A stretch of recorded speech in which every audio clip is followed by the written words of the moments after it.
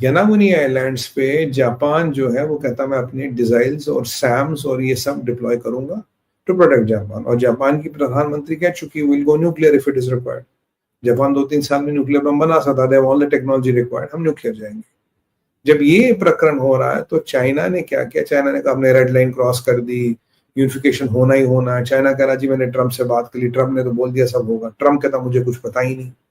भाई हमारे साथ बात हुई पर ये ताइवान वाइवान वाली बात नहीं। ताइवान वाले कह रहा ओवर ओवर डेड बॉडीज कि जितना जीते जी तो तुम्हें ताइवान मिलेगा नहीं और हमारा कोई मैंडेट नहीं तुम्हारे साथ आने को। शी जिनपिंग कह रहा तो मेरे साथ आओ, मैं तुम्हें ऐश करूंगा। कह रहा क्या ऐश करूंगा, कह रहा चाइना के रूल तुम्हारे लगा दूंगा, एवरीथिंग स्टेट वोंट, बीबी भी तुम्हारी बीबी नहीं, you are nothing, you are just slaves of Chinese communist party.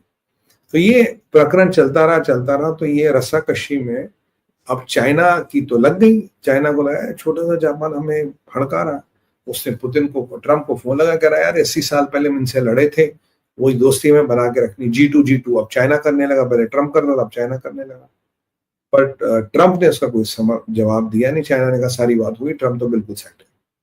जब ये सारे किस्से चल रहे थे, अब ये जो यानागुनी आइलैंड्स हैं जहां जापान मिसाइल्स डिप्लॉय करने की सोच रहा, तो चाइना ने, मैंने आपको कहा था कि चाइना वही करेगा जापान के साथ जो ये ताइवान के साथ करता है। बताइए बोला था नहीं बोला था? बोला था या मैंने नहीं बोला था? मैंने कहा चाइना वही करेगा जो ये ताइवान के साथ। Can I have a few comments और not?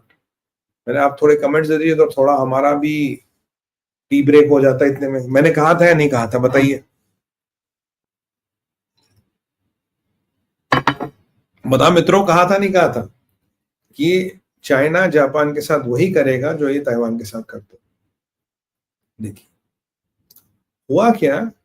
Thank you, thank you, बहुत बहुत आभार, थैंक यू महेश जी।